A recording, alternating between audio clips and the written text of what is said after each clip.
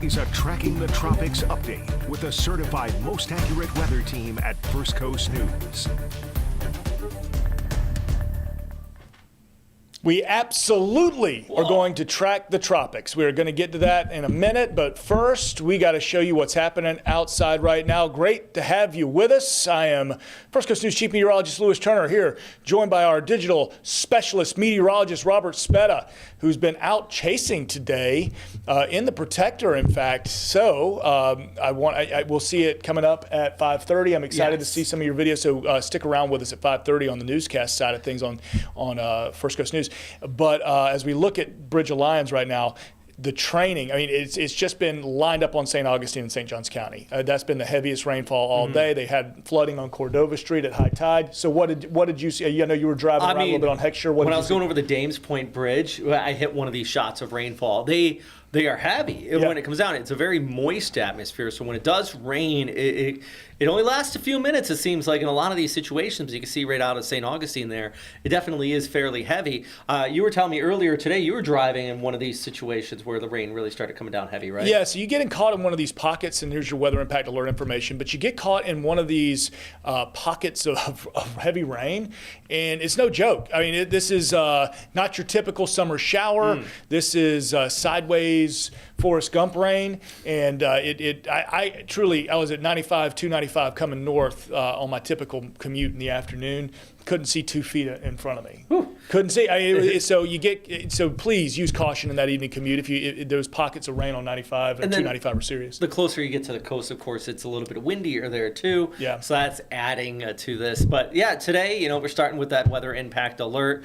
It's not just the rain though, and I think this is.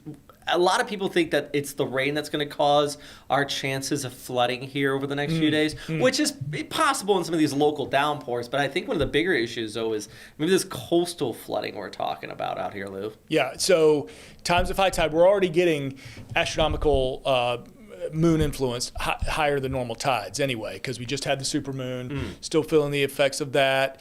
That was on the 6th, I believe. So we're now still kind of seeing that, plus the nor'easter conditions we've had almost since, really since the end of summer and this beginning of fall. It's just been steady. So water pushes up against the coast. It's tough for the low tide to fully empty, and then that high tide fills our inlets even quicker. So we do have that coastal flood warning in place, and that'll be really through Sunday morning, but really Saturday night. So we really want to watch our high tide cycles for Friday kind of afternoon and then Saturday afternoon. And by the time we get to Sunday, things improve. Just to enjoy a time lapse. We had a full marsh at the beginning of that time lapse, outgoing tide there at the St. Johns River. We've been off Heckscher. You were out that way. Yes. The JFRD docks. So I noted that St. Johns River, this would be one of those times, if the Mayport Ferry was running, I imagine it was, but one of those times that it's kind of doing that sidewinder. Oh, yeah, just kind of. Yeah, I don't riding know. the big current. They know what they're doing. They do. They do it, 50 times a day. But very good at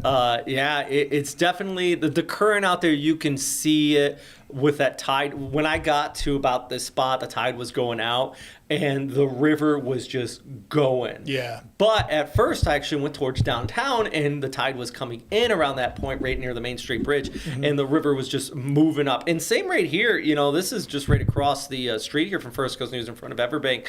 That water is rather high there in that specific lake. It's not flooding, but if you see this every day, you go, okay, this is a pretty high tide. And I think that's going to be probably the biggest issue heading into tomorrow about noontime. That's the next high tide, because the tides are not even in the day. There's one where you have more of an influence from the moon, and that's your really highest one. And I think that's going to be about the midday out there tomorrow. Exactly. So the main need, take your rain gear with you for the next couple of days through Saturday morning, and be prepared. We have already seen a gust of 41. That's been the highest measured gust on the First Coast, and this was right at Marineland already a little bit earlier, and we've seen 38 at Mayport. So when we're getting up to that 40-mile-an-hour gust range, that's when things, I mean, you can get some damage done and at least toss some things about. So Robert mentioned that midday high tide. We're going to show you this for a minute. I don't expect you to memorize it,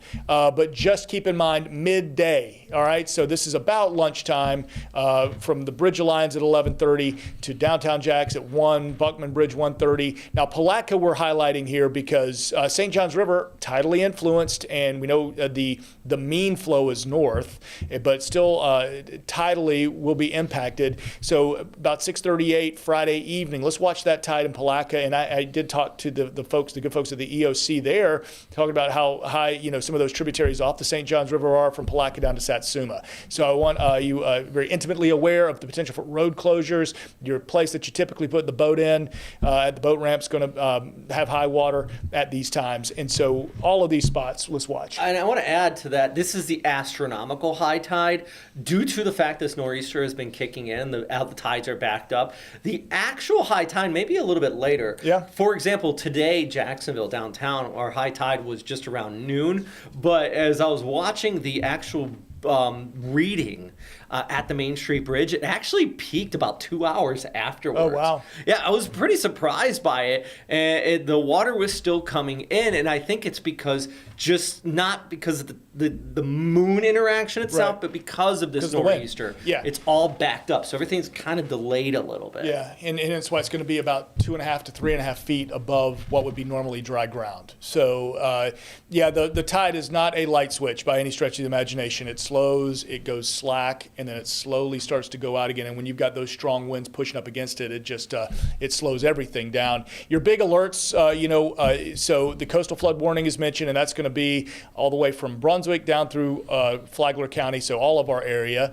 and that would be intracoastal, including the St. Johns River. And I bring up the gale warning because those winds offshore are nothing to mess with. We saw even in that Mayport time lapse on the St. Johns River, the white capping on the river. So next few days, not good for the boating. So we don't see gale warnings very often. Because, and to put this in perspective, if you don't know at home, a gale warning is basically, it's the equivalent of a tropical storm warning. Yeah. For the winds. Offshore, yeah. Offshore winds, but it's not a tropical system. So a lot of the times if we get gale force conditions, it's associated with a tropical system. This is not, so it's a gale warning. It's semantics, Yep. But if you were a boater and if you heard there was a named storm system offshore and you were like, I'm not going to go out there, that would be stupid. Think of it that way. That's the key thing. And a great example of this is when we had Imelda, a tropical storm, we had tropical storm watches in place. Yes. Just offshore. It Yes. would have been gale warnings and watches and warnings ultimately, but we had those, and it didn't include land. But if you were keenly watching when we were tracking Imelda, we showed a couple of maps with that tropical storm watch in place that was just on the beaches and just off the coast, 20 to 60 nautical miles off, and that would have been a little eye raising. So now the gale warning is like Robert said, exactly the same. And now we put the teal layer on. This is your wind advisory. And that also another thing that somewhat rare, we don't see it all the time, but that's certainly one of the reasons why we have our weather impact alert, because of those gusts 40 to 45. So we'll watch. But really want to talk about the rain, where you are right now, kind of zooming down. And I mentioned the training. So we've got the peppering, the popcorn style, heavy downpours coming in at all of our beaches from southern Nassau County into Duval, Jacksonville Beach, Ponte Vedra. And now that line is kind of just steady. You can see offshore, everything's moving kind of from the northeast, southwest on that line. So St. Augustine, heavy rain, 95. From essentially the World Golf Village exit all the way through to 207, you are dealing with some heavy rain. Much more to come. We're going to take a short break. Stay with us. Robert and I will continue to talk. We're going to talk about some tropics as well, so stay there.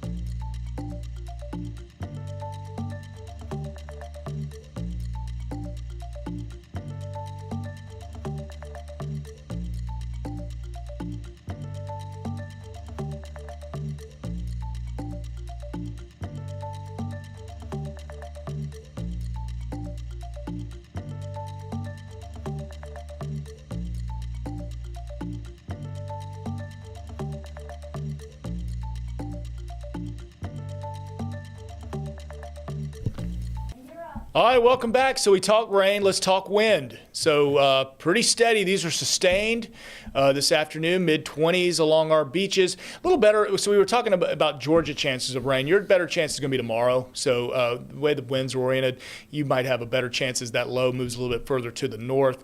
Gusts right now, Mayport at 37. But look at all the way inland, Gainesville, Keystone. You're getting gusts to 30. So pretty breezy day around our first coast and even further inland. Your temperature is moderated because of all the rain, the overcast conditions, and those winds. Satellite picture, what a sloppy mess around, but we're kind of watching the area southeast Florida, Robert, for that low to start kind of getting itself together. Yeah, and when we say a low, we're not meaning tropical. What's really happening here is on the tail end of a cold front, this one that you can see the clouds just towards the north and east of Jacksonville. Well, as that pulls away, and you really can see this is a great imagery because you can see the dry air trying to push in behind it. Yep. But it's that interaction between that dry air and that northwesterly flow. You get the southeasterly flow, and it's kind of rubbing together. Yep. And if you, like, let's say you had a stick and you rubbed your hands together, the stick's going to rotate. And that's kind of, in a grand scheme of meteorological atmospheric conditions, it's kind of what we're seeing on the tail end of this front as it pushes off there towards the northeast. But that is it's encouraging. I like this look. Because, I like it. Because by Sunday, so this ultimately will make its way here, and ultimately that low that's going to pull up toward the Carolinas is going to help just speed this dry air along and help pull it further in. Because a lot of times we'll see these fronts, and if it was just the front itself, we'd be talking about, does it going to stall out by the time it gets to mid-Georgia? And this means one big thing, maybe some autumnal kind of dryish air. I think that for the Jags game, you have the Jags forecast coming up here? Yes, we do. We'll have that in a minute. Yep. All right, I'm not gonna spoil anything, but we can kind of see it here in this modeling. I mean, so the Outer Banks looking like they're going to get some pretty big impacts as we get into Saturday afternoon and evening. They're going to the coast of the Carolinas all the way up through the Outer Banks and Virginia Beach. But this low, as you can see, that high is going to come in by Saturday. We might have a couple of showers. They're going to be ending. This may be even overdoing it by Sunday afternoon. Maybe a couple of showers. We're keeping a 10% chance in, but really a beautiful day. And another rarity around these parts is when we get in the 7-day and just take out all rain chances. No 10%, no 20%. It's just not going to rain, and we're going to have so much sinking air as that high settles in. Notice how far apart the isobars are, those yellow lines, indicating just kind of that sinking air, that's maybe even calming wind just a bit, and would be very tough, very hard pressed to get anything developing. So looking ahead, let's talk about those rain chances. Friday, another training type of scenario certainly could line up. We're going to have to pinpoint that tomorrow as we're looking at live radar, but that's where the highest rainfall totals could be. That'd be through the afternoon, some for coastal Georgia as well. There goes your low pressure center where you see the darkest reds and oranges off the coast of Georgia. At that point, everything kind of spinning up and away. By Saturday afternoon, we're dealing with more of a north wind as opposed to northeast, even kind of maybe hinting at a northwest wind, which would help dry us out. And that dry air we saw in the earlier satellite picture really starts to filter in as we get into Sunday. Maybe some wraparound moisture. That's why we're keeping it at 10% for Sunday. Your forecast winds here as we go through at the beaches, kind of highlight our beaches here for the next couple of days, hence the weather impact alert. I see some 40s. I saw a 50 pop up there in Brunswick. Now, modeling may overdo it a bit, but it's not out of the realm of possibility. That's where, just based on that, that's where I might be taking the Protector tomorrow out there. Go chasing Brunswick. Yeah, I mean, St. Simon's right there, St. Simon's Island, there's some parks right on the waterfront. Yep. That would be, that would, if that is following through, they're going to get some solid winds out there. And I wouldn't see why not, because we have had a 41, saw wave heights at 8, so don't go in the boat. But we had a 41 today. And that low is still so far south. I mean, by the time it gets a beam of Georgia, I don't see why not. So Friday, waves and bands of rain. Saturday, weather impact alert again because of wind, rain, potential flooding in the morning. But I will say by the afternoon, we can kind of relax on that a bit. I just wanted to look at the Carolinas real quick, just see what kind of we see by Saturday evening up towards Morehead City, the Outer Banks. I saw 47. There had been times where I'd seen a 60. Yes. So that's actually better looking. Yeah. Let's talk about Jerry. Let's talk about the tropics for a couple minutes. 65 mile an hour winds. It is getting kind of close to those Lesser Antilles. but it is starting to move west-northwest and is going to and slow in forward motion. This is one of those scenarios where, and I just point this out as a educational purpose for the Florida, is that it's one of those scenarios where the center line is not really what you want to pay attention to. Sure. Because if you look at the satellite, a good bulk of the convection due to the shear we kind of seen on this, it's actually south of that center of circulation. So if you were there on the Leeward Islands, you'd be thinking, okay, it's going to pass offshore. I mean, it looks like it's going to pass offshore because the center is, but it looks like the bulk and the worst of the weather is kind of removed. So a good portion of Leeward Islands, and I know there is tropical storm warnings in place now and some watches as well, if we're going to get to that here in a second. But there are. And still looking like the recurve. East coast of the United States going to be okay. Forecast models just kind of confirming that for you. Bermuda may need to watch a couple of models, but really overall pretty good. And even the big tropical update, other than the one little yellow X way up in the North Atlantic, He's trying for it. He's going for the poles, man. He's going for the poles. But that's Portugal's. No, more like the British Isles. Yeah, can be some nasty weather. Maybe the Highlands of Scotland. There you go. You get a little brisk. I'm gonna go. Let's take the Protector. Take the Protector. Put it on a ferry. We show up into Scotland with that truck. They're gonna be like, it wouldn't fit on any of the roads. You can say, well, you'll know we're Americans. Yeah, they're just rolling in with that. Wouldn't fit in any of the roads. A lot of sheer steering flow. Still, we can see everything's kind of. If anything were to develop again off the coast of Africa and make its way across, you can see those strong winds kind of pushing that west to east. You see just out south of Bermuda. So that's still kind of the protection. But what we need to watch, as sea surface temperatures would suggest, the anomaly at least getting a little bit better for parts of the central Atlantic and closer to home. But when we talk Caribbean and Gulf, man, that's some warm water. And of course, that's the main development area as we get into October anyway. And deeper water, we always talk about sea surface temperatures, but the deeper the warm water is, the more energy these storms can consume. And again, why we, climatologically speaking, will be watching these main areas for development as we go through October, Robert. It was 1 year ago today that Milton made landfall in Southwest Florida. Yep. And I point that out because on your climatological graphic, I point it out because it is the 1 year anniversary, but also on that graphic, that basically is the track that Milton took. Yep. It was in that area of the Caribbean where there's a lot of energy, and it headed off towards the north. So it's just one more emphasis is why we watch that area this time of year, because Milton was a clear example of what can happen. And we got, and even this model, the American model, kind of hinting at maybe a low by the 16th of October. So you got a few days, we're at the 9th now, so we're talking a week out.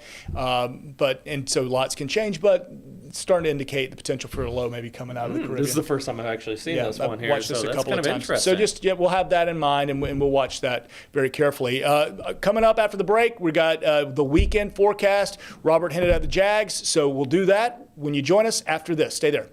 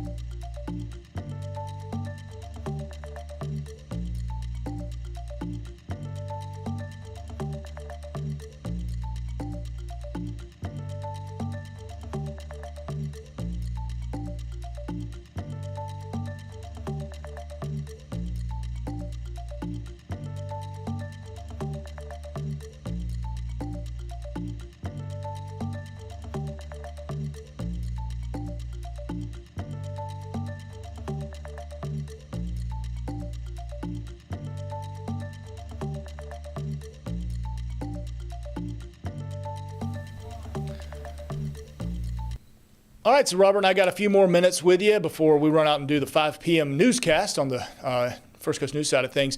But we mentioned the dry air coming in, that low helping pull that. So we got some drier conditions, but not yet. We got to get through Friday. Not all day rain, but an all day chance of rain. Kind of coming in waves off and on. Yeah, that's a key thing. Good shot of rain. It's going to break. Shot of rain. I always say bring that like little umbrella. Yeah. The one you can kind of keep in your bag. Sure. You don't need the big one. Little one. Little one. And then you're everybody's best friend when it starts to pour, too. There you go. Yeah, they're going to want to share. So talking high school football Friday, so this is kind of the conundrum, right? So the best chances of rain for our Friday night football friends are going to be those games that are being hosted a little bit further east, a little bit closer to the beach. So we got Andrew Jackson at Bowles. It's right on the St. Johns River. We'll be watching that for a chance of rain early. All right, so take a poncho. Any of the games we have rain icons on, I would suggest the poncho, maybe a towel, and even the games St. Augustine at Clay, the Clay County side, and Middleburg, a little bit further west, maybe take a towel at least to dry off a potentially wet bleacher seat. But Yulee, also one of those spots that's a little bit further east, a little east of I-95. So let's have the rain gear handy. And then our game of the week, we're going to have our whole crew out there live. Hawthorne at University Christian. One of those things. You might want to have some showers around early. Chris Porter and the gang going to need to have the tent up and maybe a little umbrella just in case. I don't know. And windy. The stadium there, how it's oriented. Right. But maybe the kickers might have a. Yeah, if it's an east-west facing stadium, you might, if you're might. kicking it west, you might actually get some good long kicks. Get one of those in. Cam Little kicks in, Absolutely. Just a nice 70-yarder. That's what I'm talking about. Special teams wins. And then here's your Jags forecast. So we go the Friday right to Sunday, and by Sunday, we're getting pleasant. Credit to Mike Prangley for the play on words there at the bottom. Teal-rific yes. and dew-light. We are not that clever. No. That was good stuff. I leave it to Prangley. Because Dew-light. I would just said nice weather. Yeah. I would have just written it's good. That fine. Maybe a little breezy still, but the wind should be Yep. backing off at this point. Yep. I think if Cam Little does want to, I'm gonna say he's gonna kick a 60-yard plus. Oh. In the second half, no, in the first half, because the winds are still going to be breezy in the first half. He's going to kick a 60-yard plus field goal towards the south bank. He's put it on the books. There you go. All right, so we're going to have some special teams flashes there for Jags at Seahawks. But I will say it's looking outstanding. Saturday, we've got the rain icon kind of on that first half of the day, just early morning. Could have a stray shower, but really things do begin to improve. Notice your highs in the mid-70s to upper 70s by Sunday. Plenty of sun out there for your Jags game as well. Any other outdoor activities, we've earned it. We need it because these last few days and the next couple for Friday and into Saturday morning are going to be active with the rain chances, those gusty winds as well.